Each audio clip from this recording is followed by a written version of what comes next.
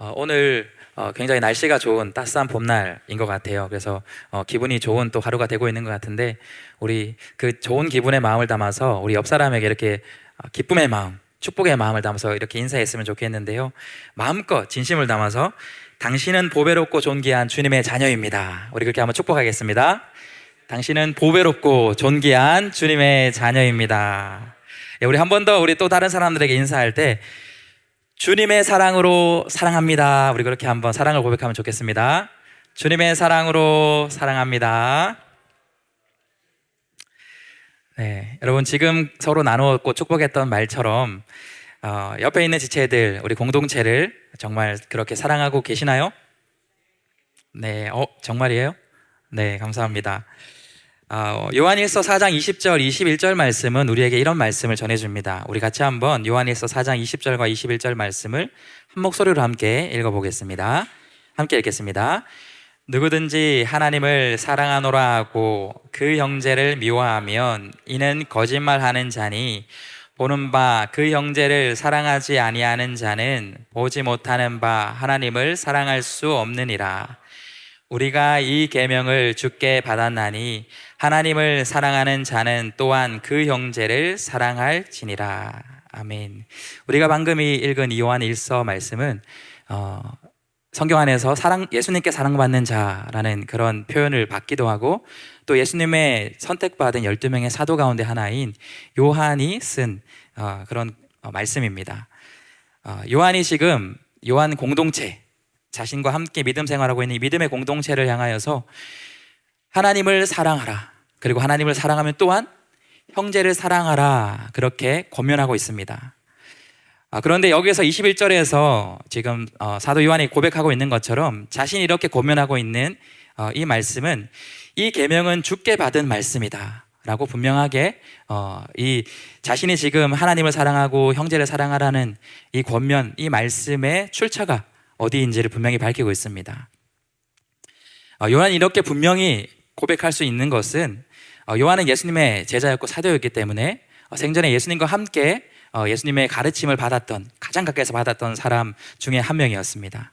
그리고 또한 그 예수님의 가르침의 말씀 가운데서 분명히 이 말씀, 하나님을 사랑하고 또한 이웃을 사랑하는 것, 다른 사람을 사랑하는 것이 얼마나 중요한 하나님의 뜻인지를 분명히 듣고 배운 적이 있기 때문에 요한은 지금 자신의 공동체를 향하여서 다시 한 번 더 그 주님께 받은 계명을 가지고 선포하고 있는 것입니다.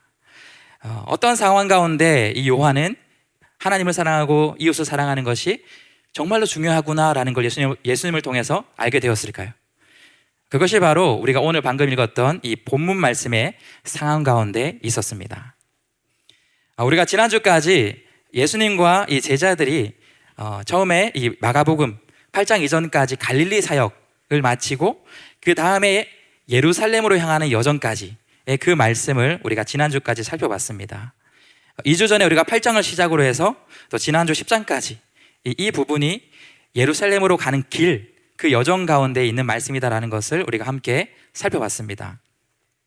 그리고 또한 우리가 이것을 통해서 알 수 있었던 것이, 이 여정이 시작되는 처음 8장의 처음, 그리고 이 여정이 끝나는 10장의 지난주 말씀을 우리가 살펴보면 이 여정 가운데 처음과 시작이 한 가지의 비슷한 주제를 가지고 이야기가 처음과 끝이 맺어진다는 걸 우리가 확인했었는데, 어떤 주제였죠? 두 명의 맹인의 이야기가 이 예루살렘 처음과 시작에 그것을 감싸고 있는 것을 우리가 함께 나누었어요. 그래서 우리가 그 사실 통해서 알 수 있는 내용이 뭐였죠? 이 8장과 10장 예루살렘의 여정으로 가는 그 길 가운데 또 우리에게 핵심적으로 전하고 있는 것이, 그 길 가운데 제자로서 제자의 길을 가고 있다고 착각했던 그 제자들의 모습을 보여주면서 누가 과연 맹인인가, 누가 과연 영적인 맹인인가에 대해서 얘기했던 것이 지난 8장과 10장까지 예루살렘으로 가는 여정길 가운데에 우리가 확인할 수 있었던 부분이에요. 제자들은 자신이 예수님께 선택받은, 부름받은 그런 사도, 제자라는 그러한 생각 때문에 예수님의 길을 따라가고 있지만 정작 예수님에 대해서, 예수님의 진짜 모습에 대해서 어떤 분인지에 대해서는 알지 못했던 그런 영적인 맹인의 모습을 우리가 확인할 수 있었습니다. 그리고 이제 오늘 본문은 이제 그 예루살렘 길 가운데 여정이 끝나고 예루살렘에 입성한 이후의 이야기를 담고 있습니다. 우리가 그 길 가운데서는 누구의 영적인 그 어두움에 대해서 우리가 확인할 수 있었죠? 예수님의 제자들. 예수님의 제자들임에도 불구하고 그들은 영적인 어두움을 가진 영적인 맹인과 같은 사람들이라는 것을 우리가 그 길 가운데 확인할 수 있었다면, 이 예루살렘에 입성한 이후에 오늘 말씀까지의 내용, 그리고 앞으로 펼쳐지는 내용을 보게 되면 제자들과는 또 다른 영적인 맹인들이 있다라는 것을 우리가 확인할 수 있습니다. 그 사람들은 바로 당시의 종교 지도자들이었습니다. 이들은 제자들이 이전까지의 모습에서 보여줬던 것처럼 지금 눈앞에 자신들이 그토록 기다렸던 그 메시아가 예수님이라는 것을 알아보지 못합니다. 그런데 알아보지 못하는 것을 넘어서 본문 말씀을 보게 되면 예수님의 대적자로 이 영적인 지도자들이 맞서 있는 것을 볼 수 있습니다. 예루살렘에서 예수님께 나온 대부분의 종교 지도자들의 모습, 그리고 그들의 영적인 상태는 예수님이 누구인지 전혀 알아보지 못하는 영적인 맹인이었고, 특별히 그들은 말씀을 제대로 알지 못하는 말씀 맹인이었습니다. 여러분, 유대 종교 지도자들이 말씀 맹인이었다. 여러분, 이 말이 어떻게 다가오시나요? 유대 종교 지도자들이 말씀 맹인이었다라는 이 표현은 너무나도 아이러니한 표현이지만 또한 분명한 사실인 결과였습니다. 당시의 종교 지도자들은 그 누구보다도 율법을 열심히 배웠고 그렇게 잘 알았고 그들 스스로 잘 지킨다라고 그렇게 자부했던 사람들, 율법에 통달한 전문가들이 당시의 종교 지도자들이었습니다. 그러나 우리가 예루살렘 안에서 예수님과 그들이 나누는 대화를 보면 그들의 말씀을 자신들은 그렇게 잘 알고 있는 전문가라고 얘기했지만, 밝히 알고 있다라고 생각했지만 사실 이들이 가장 큰 말씀의 맹인, 말씀을 알지 못하는, 말씀 가운데 어두운 사람이라는 것을 우리가 말씀 가운데 분명히 확인할 수 있습니다. 예수님께서 예루살렘에 입성하고 나서 그 이후에 어떤 일들이 벌쳐지냐면 계속해서 예수님께서 논쟁하는 일들이 계속 펼쳐집니다. 바리새인, 헤롯 땅, 사두개인, 서기관, 당시의 모든 종교 지도자들이 너나 할 것 없이 앞다투어서 예수님께로 나와서 예수님께 여러 문제를 두고 묻고 또 묻는 것이 예루살렘 입성한 이후에 예수님의 이야기가 펼쳐지는 내용이었어요.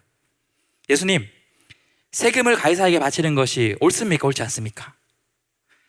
당신은 부활이 있다라고 얘기를 했다고 하던데 모세의 율법을 우리가 자세히 살펴보면 부활신앙에 모순이 있는 건 아닙니까?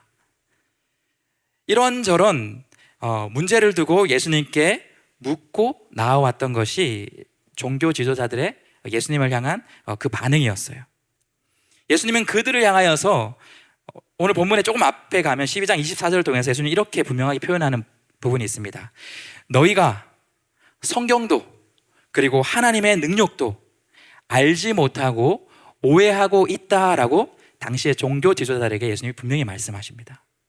자신들은 말씀을 굉장히 잘 안다고 생각해서, 그리고 그것을 가지고 예수님을 시험하고 함정에 빠뜨리고 넘어뜨리려고 피해갈 수 없을 질문이라 생각하고 말씀을 가지고 질문했지만 예수님은 그들을 향하여서 너희는 성경을 모르는 자들이다, 성경을 오해하는 자들이다, 너희는 하나님의 능력도 알지 못하고 오해하는 사람들이라고 예수님께서 분명히 선포적으로 말씀하신다는 거예요. 그리고 나서 그 질문들에 대해서 그들이 깨닫지 못한 것, 그러기에 함정이라고 생각할 수밖에 없던 질문에 대해서 예수님은 명쾌하고 또 분명하게 그 모든 질문에 대해서 지혜로운 놀라운 답변으로 그들에게 전합니다. 그래서 그들이 질문하고 나서 열심히 답하는 내용의 그 뒤의 내용들을 보면 비슷한 표현들이 나와요. 그들이 예수님의 이 가르침, 대답을 듣고 매우 놀랍게 여겼다라는 그런 표현이 반복해서 나오고요. 그리고 또 오늘 본문에서도 마지막에 보면 예수님께서 그들에게 질문하고 대답해 줬을 때 감히 더 묻는 사람이 나타나지 않았다라고 하는 것처럼 예수님께서 그들의 그 말씀을 아는 지혜를 뛰어넘는, 비교할 수 없는 그 말씀에 대한 가르침을 전해주고 그 동시에 그 종교 지도자들이 가장 영적인 맹인이었다라는 것을 당시 사람들과 우리들에게, 성경의 우리들에게 알려주고 계시다라는 것이에요. 그러한 논쟁 가운데 오늘 본문의 논쟁이 포함되어 있는 겁니다. 그런데 오늘 본문은 앞선 다른 논쟁과는 조금 분위기가 다르다는 것을 우리가 확인할 수 있습니다. 우리 오늘 본문이 시작되는 28절의 말씀을 다시 한번 보면 그 분위기가 조금 달라요. 서기관 중 한 사람이 그들이 변론하는 것을 듣고 예수께서 잘 대답하신 줄을 알고 나와 묻되 모든 계명 중에 첫째가 무엇이니까? 서기관은 당시의 종교 지도자 율법 학자였습니다.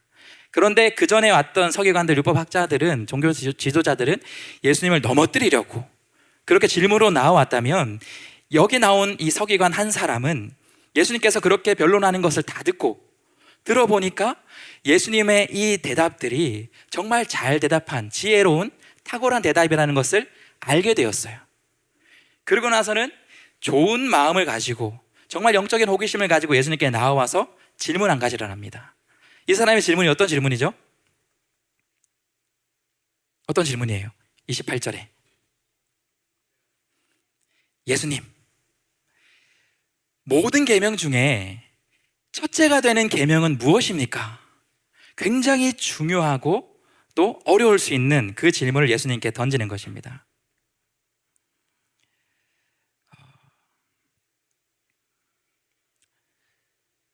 이 사람은 율법학자였기 때문에 당시 유대인들이 그랬던 것처럼 모세의 율법 안에서 유대인들과 또 율법학자들, 종교 지도자들은 하나님께서 어떤 것을 지키라 한 그 율법, 반대로 뭐뭇을 하지 말라라고 말씀하신 그런 율법들을 찾아요. 몇 개나 찾아서 정리했을까요? 613개나 되는 그러한 무엇을 지켜야 된다, 지키면 안 된다라는 것을 모세의 율법에서 찾아서 그것을 연구하고 그것을 열심히 지키기 위해서 노력했던 사람들이 당시의 유대인들이고 신실했던 유대인들이고 또한 종교 지도자들이었어요. 이것을 가장 잘 알고 있었던 사람이 율법학자이 나왔던 바로 이런 서기관 같은 사람이었습니다. 그렇기 때문에 이 주제, 무엇이 가장 큰 계명일까라는 이 주제는 율법학자들의 지속적인 관심사였습니다.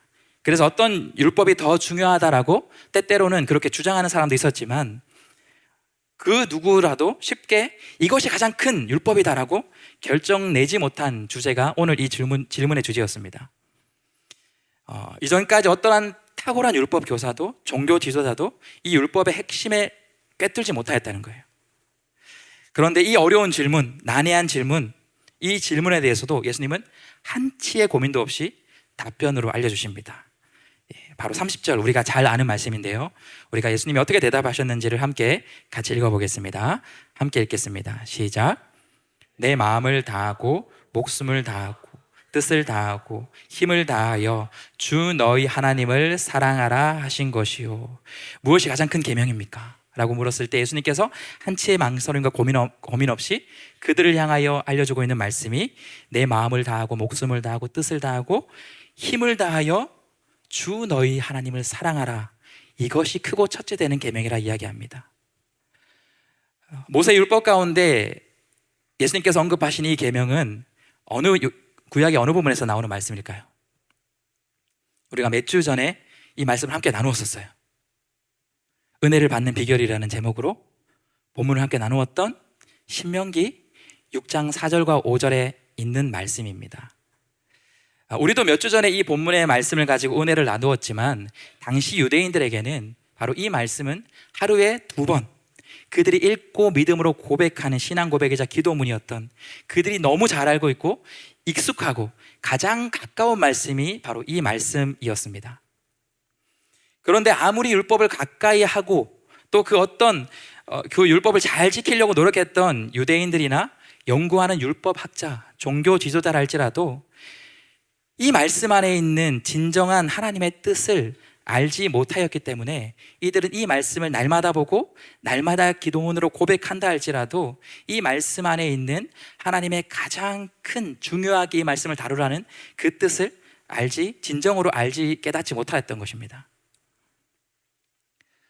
그렇기 때문에 이들은 이 말씀을 보고 고백할지라도 영적인 맹인과 다름없었던 거예요. 그들은 종교 지도자였기 때문에 항상 거룩한 옷을 입고 다닙니다. 거룩한 종교 생활을 하고 또 613개라는 율법을 열심히 찾아서 몇 가지를 지켰는가, 얼마나 이것을 노력했는가, 이것을 서로 비교하면서 그렇게 열심히 신앙생활을 했던 사람들이었습니다. 그런데 예수님께서는 그것이 핵심이 아니다라는 것을 다시 한번 이 말씀을 통해 알려주고 있는 거예요. 아무리 그 많은 말씀을, 율법을 잘 알고 있고 지키기 위해서 노력했다 할지라도 그 모든 것 안에 하나님을 사랑하는가, 하나님을 사랑하지 않는가, 하나님을 어떻게 사랑하고 있는가, 당신의 모든 것으로, 너의 모든 것으로 하나님을 사랑하고 있는가, 그렇지 않는가가 가장 중요하게 우리가 지켜야 되고 따라야 될 하나님이 주신 대계명이다 라고 예수님께서 그렇게 물어봤던 율법학자, 깨닫지 못하던 율법학자에게 다시 말씀해 주고 있는 것입니다. 이 말씀은 서기관이 모르는 말씀이 전혀 아니었습니다. 그러나 예수님께서 다시 한번 이 말씀을 그에게 전해줄 때 그는 비로소 자기가 너무나도 잘 머릿속으로는 알고 있었지만 그 말씀 안에 담겨있는 하나님의 그 마음, 그 온전한 뜻과 가치를 비로소 깨달을 수 있었다는 것을 오늘 본문을 통해 확인할 수 있습니다. 오늘 본문 이후의 말씀, 예수님의 이 가르침 이후에 그는 이렇게 고백합니다. 우리 31절과 32절의 말씀을 함께 같이 읽어보겠습니다. 함께 읽겠습니다. 시작. 둘째는 이것이니 내 이웃을 내 자신과 같이 사랑하라 하신 것이라. 이보다 더 큰 계명이 없느니라. 서기관이 이르되 선생님이여 옳소이다. 하나님은 한 분이시오 그 외에 다른 이가 없다 하신 말씀은 참이니이다. 이전에 자기가 잘 알고 있었던 말씀이지만 이 계명이 가장 큰 계명이라는 예수님의 그 가르침 이후에 이 말씀이 얼마나 중요한지, 하나님을 사랑하는 것이 가장 중요하고 결국엔 613개의 계명을 다 지켜야 되는 그 중심이자 그 핵심이 하나님을 사랑하기 때문에 그런 것을 해야 되는 것이다라는 것을 깨닫게 된 것이에요. 그러면서 자신의 믿음의 고백을 이렇게 하는 것입니다. 내가 이제야 깨달았습니다. 그것이 맞는 것 같습니다 라고 예수님께 고백하고 있습니다. 그리고 33절은 한 걸음 더 나아가서 다시 한 번 더 그가 깨달은 것을 이렇게 고백합니다. 우리 33절의 말씀 함께 한 번 더 읽어보겠습니다. 함께 읽겠습니다. 시작. 또 마음을 다하여 지혜를 다하고 힘을 다하여 하나님을 사랑하는 것과 또 이웃을 자기 자신과 같이 사랑하는 것이 전제로 드리는 모든 반제물과 기타 제물보다 나으니라. 이 서기관이 또 깨닫고 고백하는 것이 뭐냐면, 여기 있는 많은 사람들, 나를 포함해서 수많은 종교 지도자들, 수많은 유대인들이 수많은 전제를 드리고 제사를 드리고 예배를 드리고 그 안에 자신의 것을, 자신의 번제물을 구별하여서 소중하게 드리고 더 많은 것을 드리는 것을 자랑하고, 그렇게 할지라도 그 모든 것 위에 하나님을 사랑하는 것과 이웃을 사랑하는 것이 그 모든 것보다 더 중요하다라고 그 깨달은 것을 고백하는 것이에요. 여러분, 이 말씀을 통해서 우리가 기억해야 될 것이 있어요. 그것이 뭐냐면 신앙은 행위가 아니라 바로 사랑의 표현이다라는 것이에요.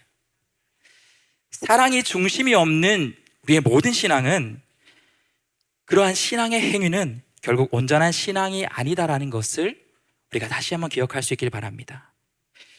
결국에 우리의 신앙의 핵심은 사랑이다라는 것을 이 시간 깨닫는 것이 우리에게 가장 중요하다라는 것이에요. 우리 한번 같이 이렇게 고백하면 좋겠습니다. 함께 고백하겠습니다. 시작.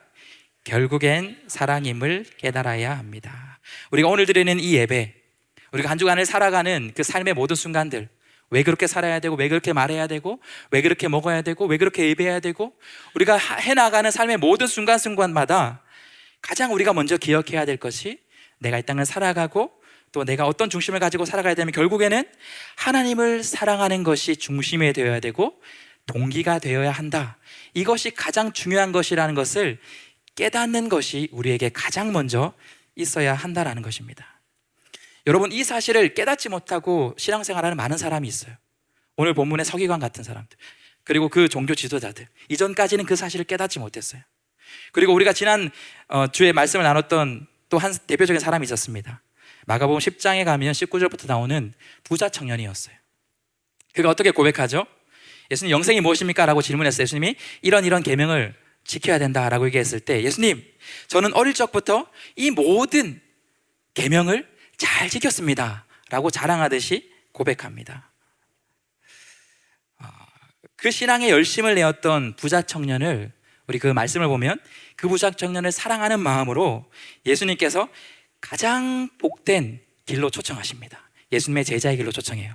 그런데 그 초청하는 방법은 뭐였냐면, 너에 있는 것을 다 팔아서 나누어주고 나의 길을 따라라.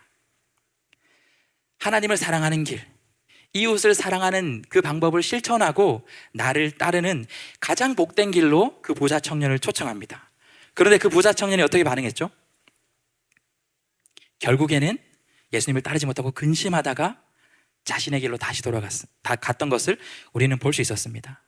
그는 아무리 율법을 그렇게 잘 지키는 의인과 같아 보이는 사람이었을지라도 그 안에 하나님보다 그는 돈을 더 사랑하는 사람이었습니다. 이웃보다 자신을 더 사랑한 사람이었기 때문에 결국에는 하나님을 사랑하지 못하고 이웃을 사랑하지 못하였기 때문에 그가 어떠한 열심으로 율법을 살아내는 사람이었을지라도 결국에는 예수님의 참 제자가 되지 못하는 것을 우리는 볼 수 있었습니다. 그런데 반대로 오늘 본문에 질문한 서기관은 달랐어요. 이전까지는 자신도 그러한 종교 지도자 같은 모습이었을지라도 오늘 예수님과의 대화 속에서 그 말씀, 율법의 핵심을 깨닫게 된 것입니다. 그렇기 때문에 그 믿음의 고백을 드릴 수 있었던 것이에요. 그 어떤 것보다도, 내가 했던 이전에 어떤 종교 생활보다, 예배의 생활보다도 그 중심 안에 하나님을 사랑하고 이웃을 사랑하는 것이 가장 중요하다는 것을 깨달았다는 사실입니다. 여러분의 중심 속에서는 하나님을 사랑하라, 나의 모든 것으로 하나님을 사랑하라라는 이 말씀이 얼마나 큰 말씀으로 여러분 다가오시나요? 여러분, 그 어떤 여러분이 지금 잘하고 있는 삶의 예배의 모습이나 말씀을 잘 지키는 것 위에, 그 중심에 하나님을 사랑하기에 그 중심을 두고 그렇게 살아가고 계신가요? 아니면 어쩌면 우리도 당시의 종교 지도자처럼 나의 의로 또 그 행위로 만족하며 살아가고 계신가요?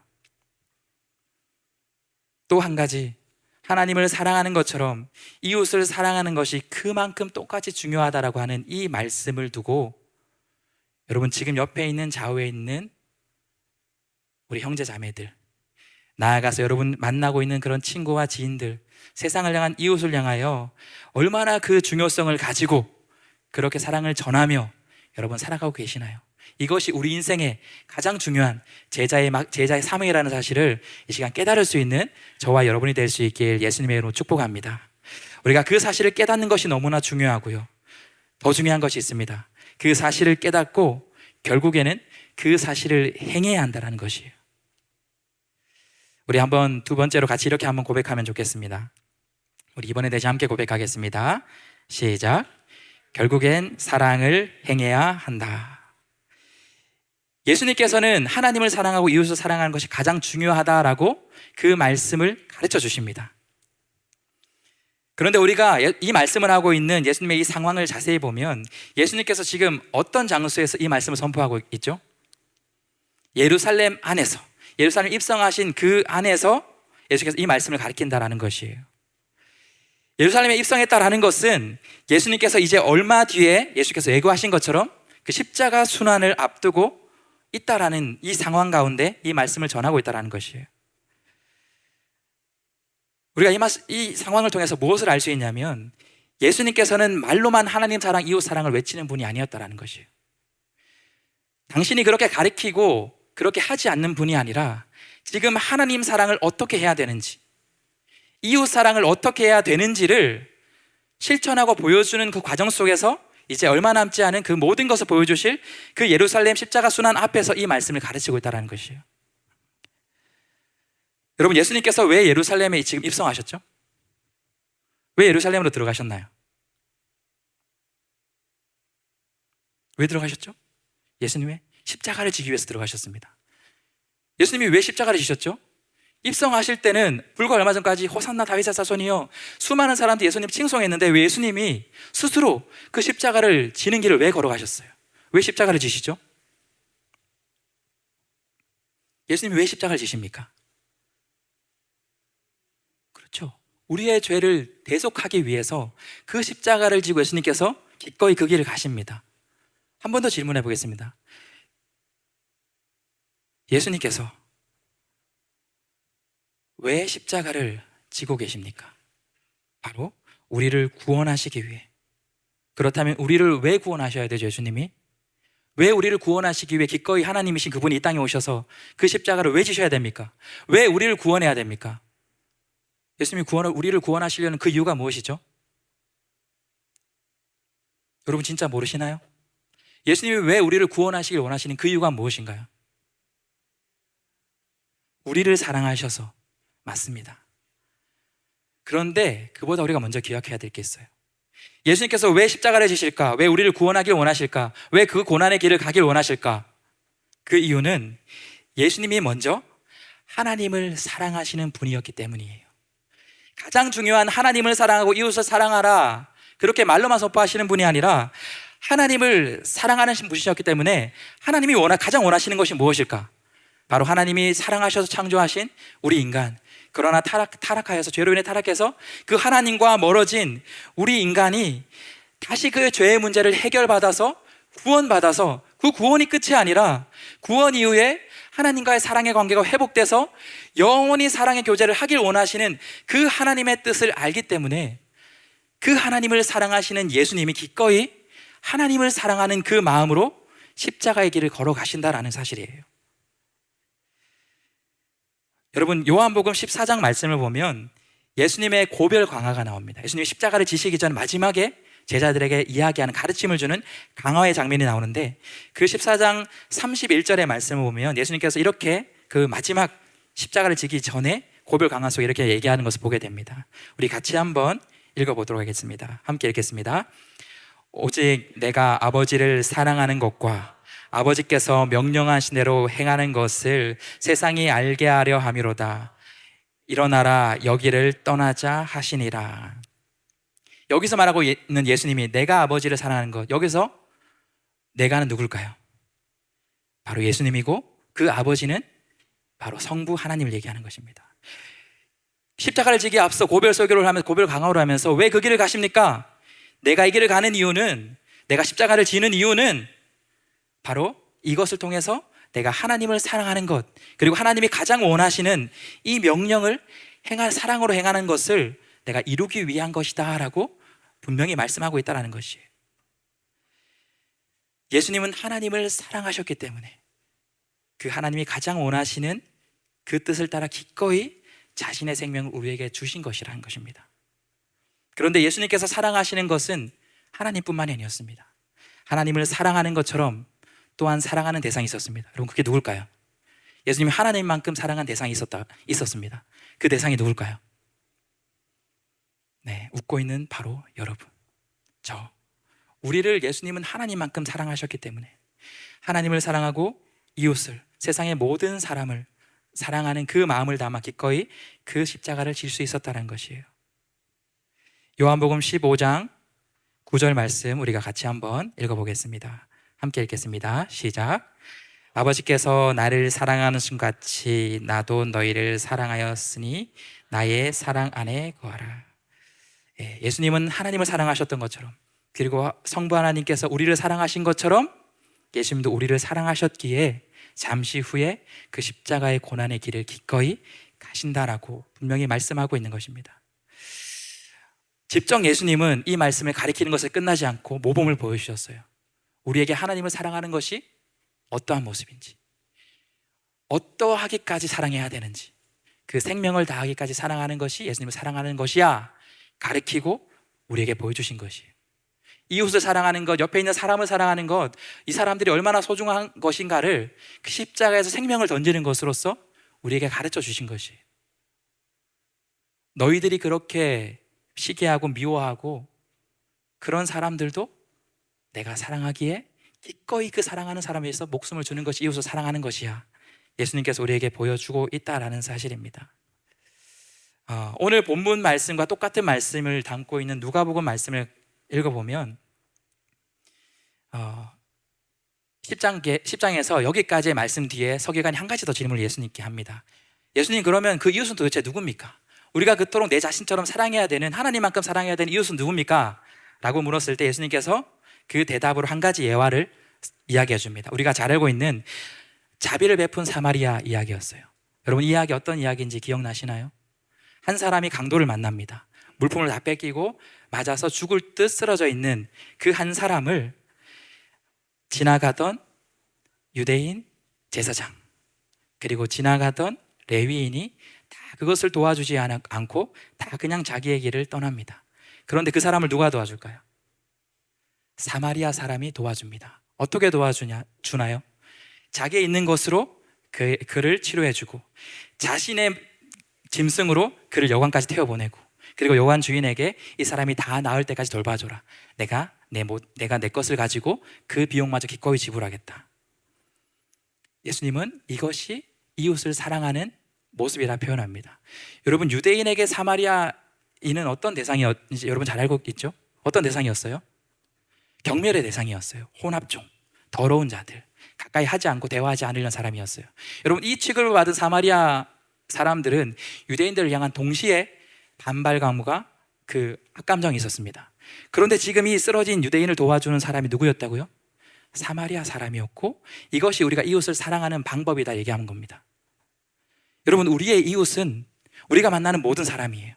그 모든 사람 안에는 나를 싫어하고, 나를 경멸하고, 나를 힘들게 하고, 나를 슬프게 했던 그 사람도 예수님은 우리가 사랑해야 될 이웃이라 얘기합니다. 여러분, 이 말씀을 우리 공동체가 기억했으면 좋겠습니다. 지금 시대의 이웃은 여러분 너무나 축소되어 있어요. 나와 생각이 같은 사람. 당시의 유대인들보다 어쩌면 더 심하게 우리는 이웃을 제한하고 있습니다. 내 생각이 맞고 나와 성격이 맞고 나를 좋게 해주고 그런 사람만 이웃으로 생각하고 우리가 교제해요.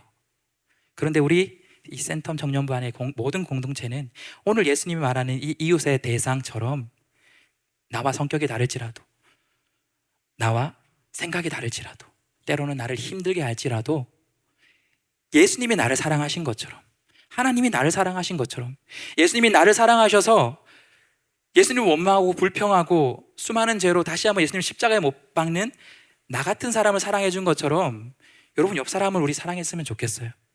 여러분, 옆 사람을 왜 사랑 못합니까? 미워서요? 나와 생각이 달라서요? 여러분, 예수님이 왜 우리를 사랑하십니까? 예수님과 생각이 다르고 행동이 다르고 때로는 예수님을 실망시켜드린 예수님은 우리를 왜 사랑하셔요? 그것이 하나님의 사랑이고 그것이 성경이 말하는 사랑이기 때문입니다.